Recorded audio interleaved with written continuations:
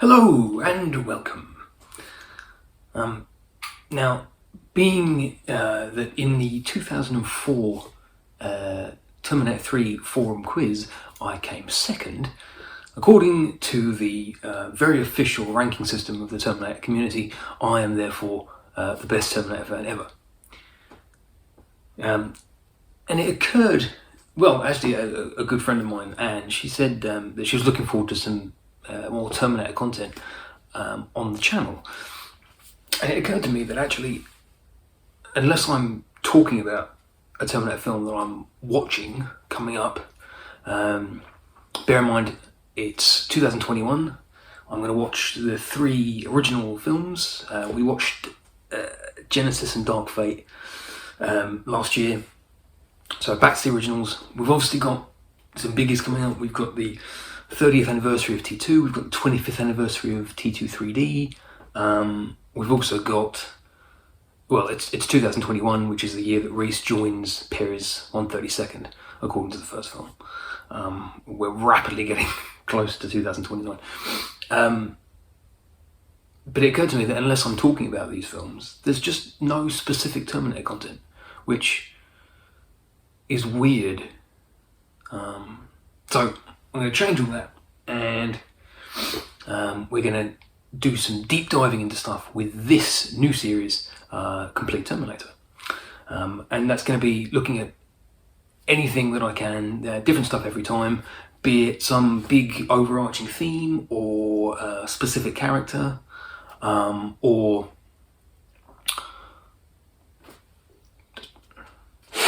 that's not special effects, that's just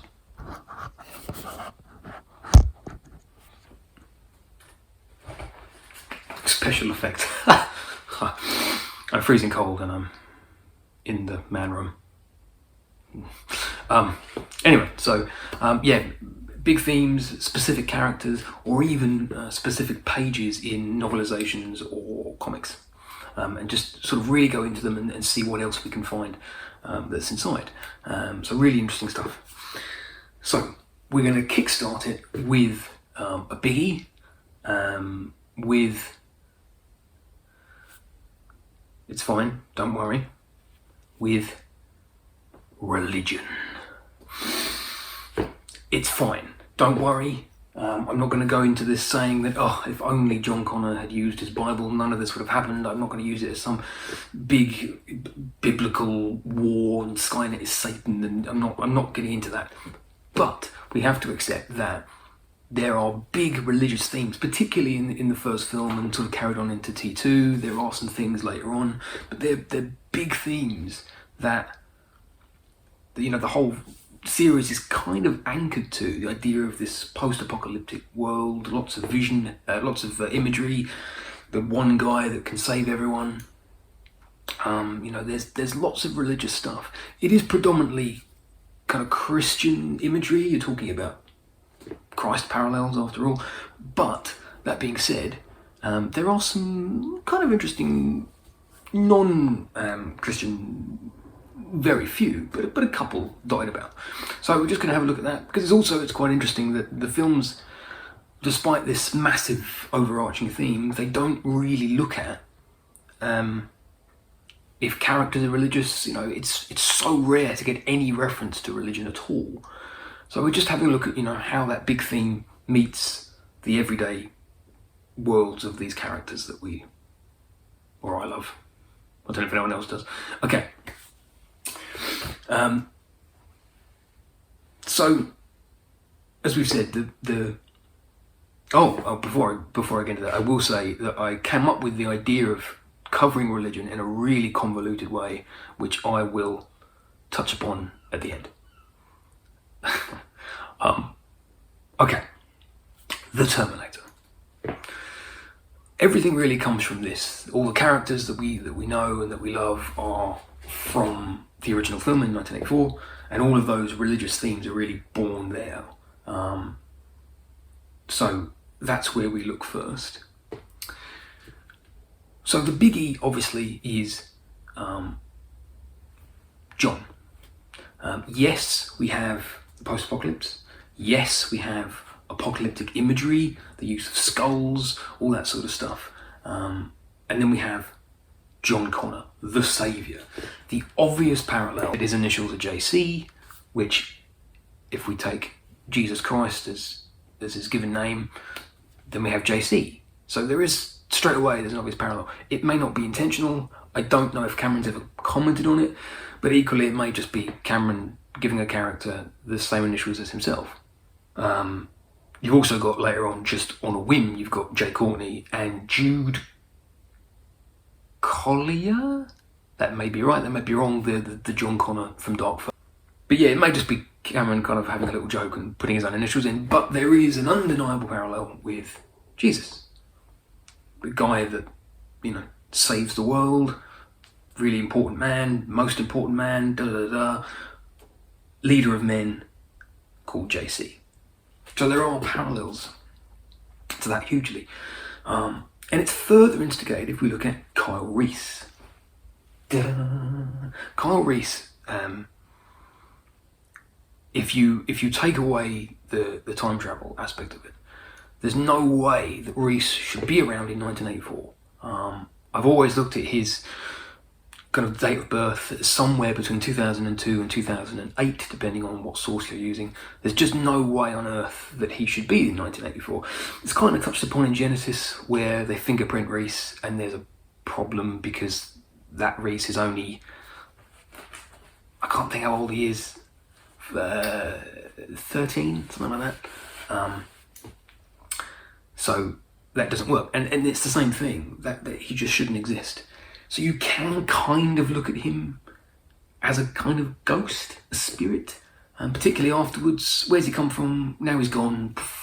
And he does a couple of things. One is he tells Sarah that she's going to have this child, and Sarah's going, and John, the child, is going to lead the resistance, and he's going to be this incredibly important figure. Religion. And also, of course, it's just the fact that he gives Sarah the baby in perhaps a more usual way than it says in the Bible, but this spirit, this ghost, comes along, and when he's gone, Sarah is having this child. It's foretold because Reese has come from the future. So there are lots of parallels about Reese being this kind of ghostly figure. Thank you, Reese. And that's really, if you follow it through, you then get John as the leader. So that kind of messianic idea is there from the start. And that sticks with him. John as the Messiah. John as this guy that knew everything that was going to go on. He's got this foresight, and that leads to people calling him Messiah or Prophet. So there's definitely really strong links, particularly early on. The other thing that's quite interesting about particularly the first film is Reese effectively worships Sarah. He loves John and he would die for John, but equally he's come through for Sarah, knowing there's a fair chance that he would die because he's got to protect her. So there is love, and she is the mother of John. So there is a kind of connection to Mary and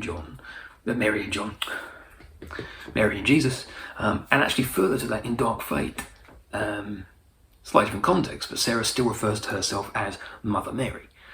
So there's this connection between John and Sarah and Reese that is very much Holy Trinity. That is very much a kind of outwardly religious thing if you want to take notice of the imagery. You don't have to. I don't think it's so in your face that you have to look at it, but it's definitely there if you look. Now, as I said, there are a couple of non-Christian religious references. There are none in the Terminator, but Now Comics, when they gained the license to Terminator in, I think it was 1987, and they had it until 1990 when Dark Horse took over, they play around with some ideas for Terminator. They I mean, they only had the first film to go on, and they decided to cover Terminator after the TDE mission. So Reese has gone back, Terminator's gone back. What happens then? Which I think is a really nice point of reference. There are some things that now does that are questionable. All Terminators in the future have sunglasses and leather jackets. But they had nothing else to work from, and I can't blame them for that. So now we'll try and do this without...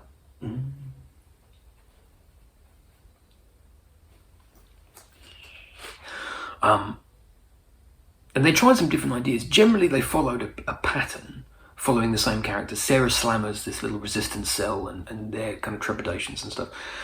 But a couple of times they went left field and did something else. One of them was issue 4 and 5. This is number 5. Amazing covers, by the way. These are absolutely incredible. I love these. The artwork actually differs quite extensively throughout. And effectively, this tells the story of what is the war going to be like through other people's eyes, through another part of the world. Dark Horse kind of did the same thing with their Hunters and Killers comic, where they looked at the war in Russia. But what we have here is they've decided to go for Amazon tribes, completely unaware of the war. They've got their own way of looking at the world and their own way of looking at Skynet. This comic here is the very first time that Skynet is pictured in any way, in any form. And it has a religious bent to it because we're looking at Amazon tribes who view the world through that kind of filter. So this particular comic, I think, is February 1989, which makes it 32 years old. And it's very much from the perspective of these Amazon tribes. There is a Terminator involved.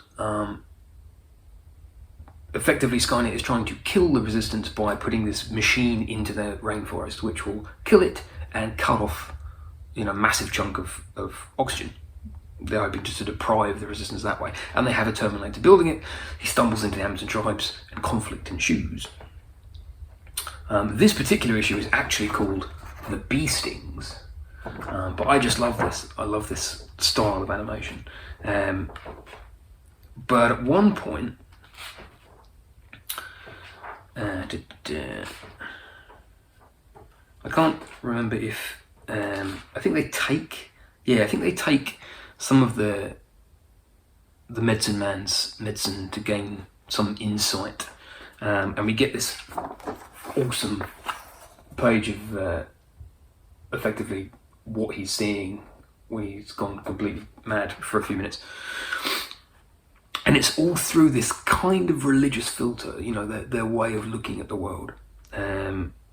It's also the first real description of Skynet in any sense, because obviously they're only working off the first film. This is all they've got. They talk about how the humans, they call them the crazy foreigners, built Skynet, built boxes that could do all their work for them, and connected the boxes. And they call Skynet the head man of the Hakura spirits. And this is the first time we ever see Skynet. So that's it. They're looking at him as this spirit, this Hakura spirit.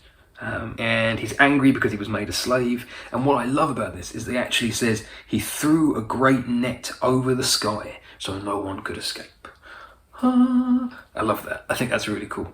And then it says they began hunting people like animals, and the Hakura, Skynet, opened the door to where the Amahiri live. And the Amahiri are Terminators. It built skeletons of machete skin for them. It's just amazing. The actual main story of Now's run is fine, and I love the style of it. This particular issue is a bit tricky because the illustrators and the writers seemingly weren't on the same page, because you'll get one character talking and they establish that character is character A, and then when you see him again they call him character B, and character A is now character C but looks like character A with a different eye patch. It's all over the place and it's actually quite difficult to follow. But we do have Skynet as this Hakura spirit, and we have Terminator as the Amahiri. It's just brilliant. It's very, very as I said, one of the very, very few non-Christian religious ways of looking at Terminator, and this is a very specific in-world kind of explanation, which is just, yeah, I think it's awesome. Okay, now with this 32-year-old comic, I will very carefully and slowly put it back. Also, just it's really cool. It has an advert for Speed Racer on the back. Yeah. There we are. It was $1.75 on release, if you want to type. I'm not even going to try and stand that back. I'll just put that there. Okay. Terminator 2. Terminator 2 really follows the line that the Terminator set. It's still using these characters, it's still using much of the same images. It's not quite as overt with it because we don't have, you know, this spirit of Reese anymore. We don't have anything like that. But of course the film is called Judgment Day. And it's Terminator 2 that sets that precedent by telling us that this war was nicknamed Judgment Day because people saw it as the end of the world. Notably, it's the first of 3 Schwarzenegger films that have a religious title relating to a day. This one, as we said, isn't strictly religious, it's just a nickname the survivors gave to it. 8 years later, you had End of Days, which, if I'm not mistaken, refers to the same religious event, but that is specifically religious because it's talking about Satan being loosed, and, you know, God and the Antichrist. And then the following year, you had the 6th Day, which, like Judgment Day, isn't religious and is just a reference to Adam, but it's really referring to the laws that ban human cloning. But there we are. So we have Judgment Day. It's a kind of nod to religion because it's considered the end of the world, but it's not actually religious. It's not like, what was that Kevin Smith film where the rapture actually descended? I can't remember what it was called. But it is still there. It's still part of that imagery. We've still got the apocalyptic imagery, even more kind of in detail now with the skulls. And at least in the director's cut, the T1000 edition, we've got the Reese dream sequence, and we've still got Reese as a spirit. In a fairly visual way. I mean, he comes back to Sarah, you know, he talks to her. We get that same kind of imagery in SCC, actually, where Reese appears in Sarah's dreams. Actually a bit more physically, you know, she's not even asleep when she sees Reese. But he follows her out, not much time left in the world. There's lots of this kind of post-apocalyptic chat, and then he goes, boom, you know. So there's definitely the idea of Reese in this religious sense as this ghost. They're continuing that theme. The other thing, obviously, when we're talking about apocalyptic imagery, just to go back, is of course we have the 4 horsemen of the apocalypse. Which is awesome when they have their opening sequence where everything's on fire. We see the playground and we see I don't know what they're called, I've been thinking about this, the playground toys? I don't know, the animals that have springs on that kids sit on and rock back and forth. But they are the 4 horsemen. It's amazing. I think that's really cool. It might be really obvious. I didn't pick up on it when I first saw the film. But then I was only 11. But yeah, the imagery is incredible. The other thing to bear in mind with T2 is the original Future War sequence that John was narrating actually includes one of the, if not the only, reference to faith or God in the whole film series. The sequence, which is pretty much used for Genesis' opening sequence, when they're going deep into the bowels of the complex towards the TDE, and he says, if there is a God, his love, and I think it's 40 cents, will buy you coffee. You know, it's not a kind of a hateful speech, but it kind of reflects that people don't really believe, or if they do believe, that his love is not really worth anything, and that's reflecting of their view. It's kind of like how we have the Amazon tribe's view, and then we have kind of what we assume is a kind of general slice of resistance fighters' view on religion and faith. I love that. The cup of coffee speech is awesome. I think it's amazing. Of course, it wasn't used, the sequence was heavily cut, and we have Sarah still continuing her story and motif, but it's interesting that we would have had this little glimmer of John narration. When John finally does narrate for T3 and Salvation, we don't get anything like that. We don't get any religious context. The other thing, the one other very, very vague non-Christian religious reference is Sarah's character. And Sarah's character in T2 is pretty much Cassandra.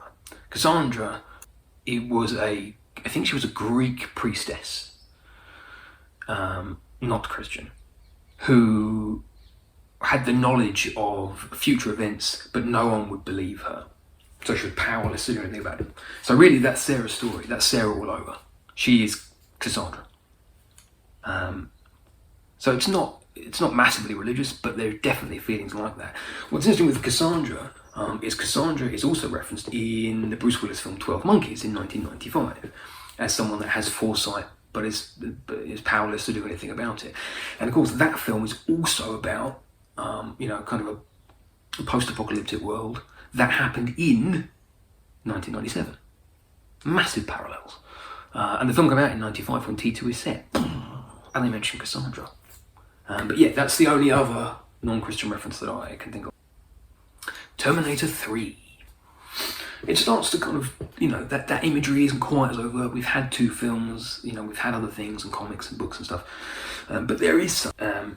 Notably, John makes a reference to himself, in the future winning the war as being possibly the most important thing that anyone has ever done. He's not wrong, but obviously that, at least to some people, will draw parallels to Jesus. If you grabbed 100 people and said, right, who's the most important person that's ever lived, their mind straight away goes, it's got to be Jesus, surely. If we're talking that big a scale.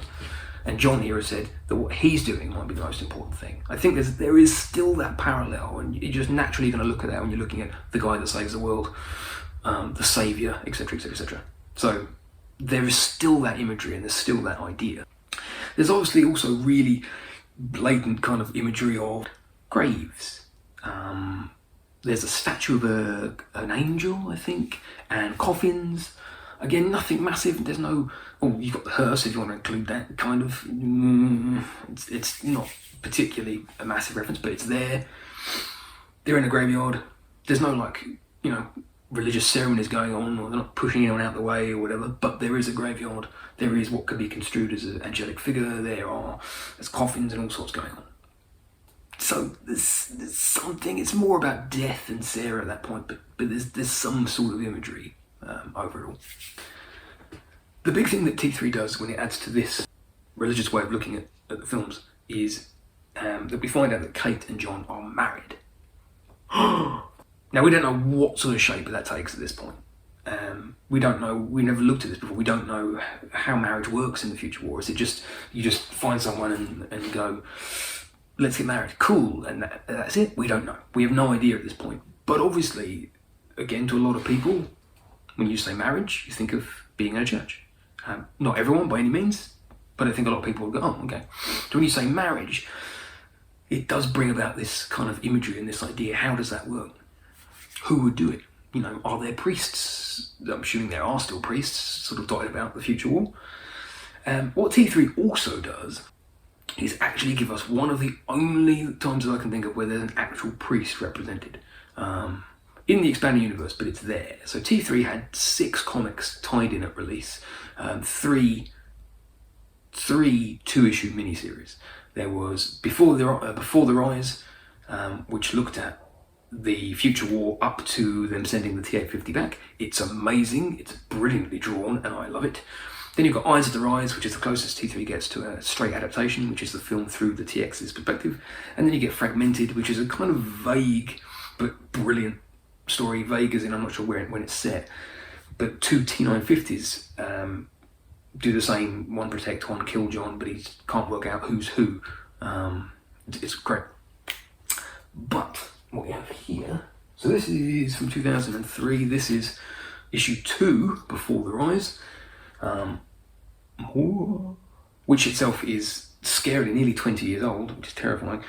Also of note is that it has obviously T3 era aerial HKs on it, and a T900, much to the chagrin of some fans who hated the T900 for its appearance in the video games and the film. I adore it. I love this cover. It's awesome. I think there was an alternate cover for this.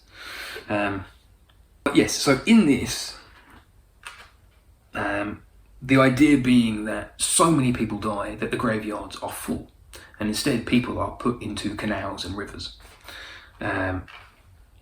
So one of the characters dies, and therefore we get, I've just got to find it without crinkling the 20-year-old pages. Here we are. So we're on a boat, and he's going to do the funeral. And here we have it. We have a group of men and a priest. The valley of the shadow of death, I shall fear no evil. And then the priest gets shot by an aerial HK drone. But there's a priest. The drawing style in this is brilliant, but there he is. So he even has a little cap with a crucifix on, and he has a dog collar.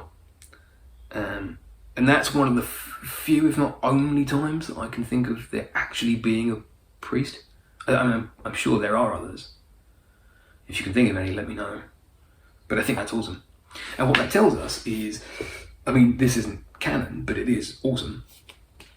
What that tells us is T3, these people at least, suggest that, yeah, there are vicars doing, or priests doing ceremonies such as funerals and possibly weddings.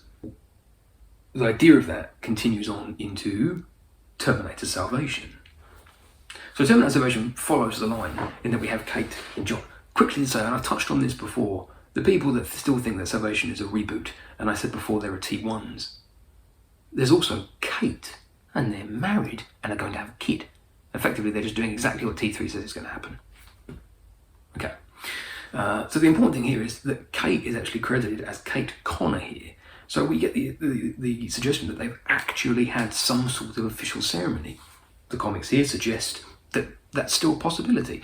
So there's definitely something here where there might still be some sort of religious framework in place. We don't know. I have no idea how that works. I don't even think it's in anywhere. But it's just an interesting point that we've got to look at is, okay, there are priests going about their everyday job, presumably, which is quite interesting. The other thing that Salvation does, which is quite interesting, is it looks at John differently. If you look at some of the origin stories for how John became the leader, so you look at Randall Frakes, for instance, in the T2 novel, he says that it was a downed HK, everyone's scared, John goes over and he starts siphoning off fuel, and everyone's like, whoa, that's the guy for me. Bang. So effectively there's no one, and then he steps up to it. And this is kind of what, like, even what Dark Fate does. It suggests that if John hadn't done it, someone else would have.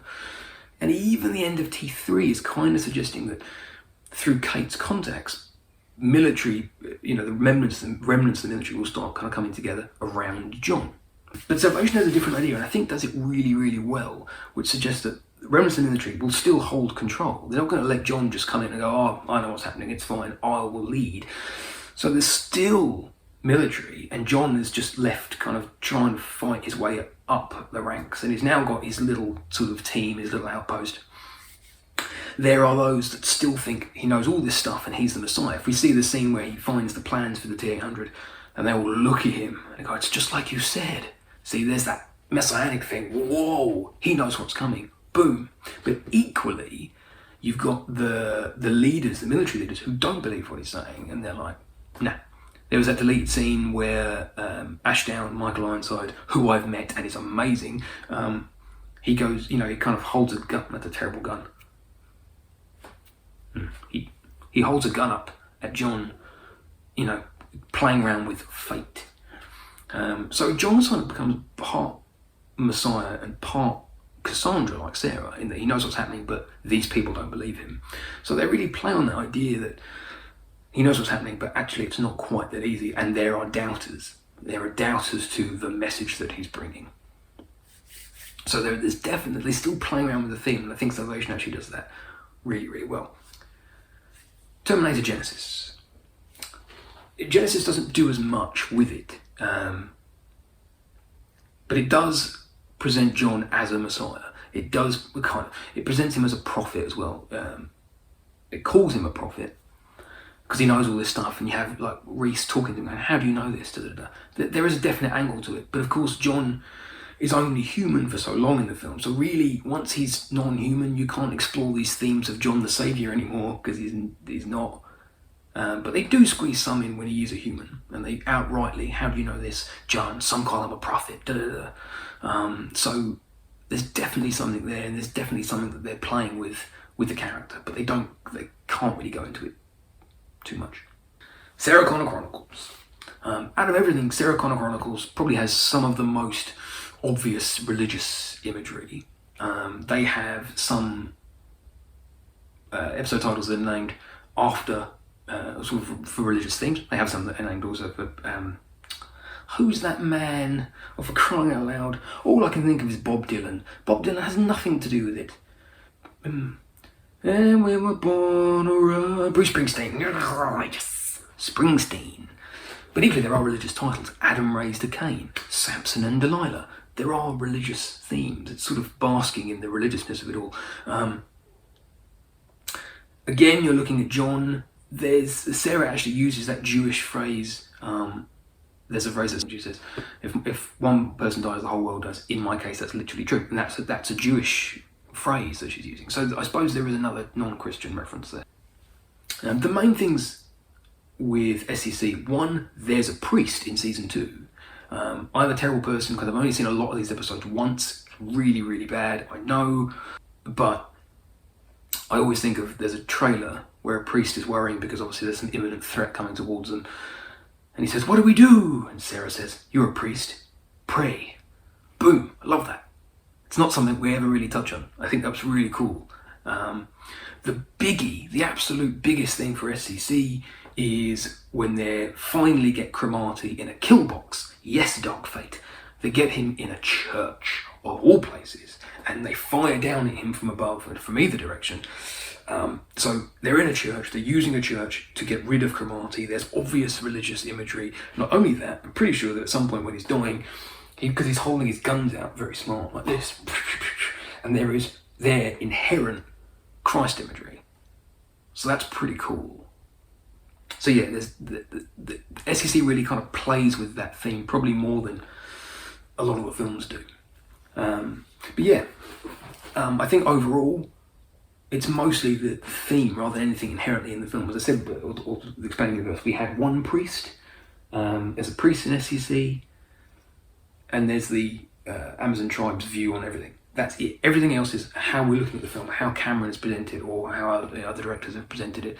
Reese as this angelic figure, John as the saviour, Sarah as Mary, Armageddon images, the 4 Horsemen of the Apocalypse, the cup of coffee speech.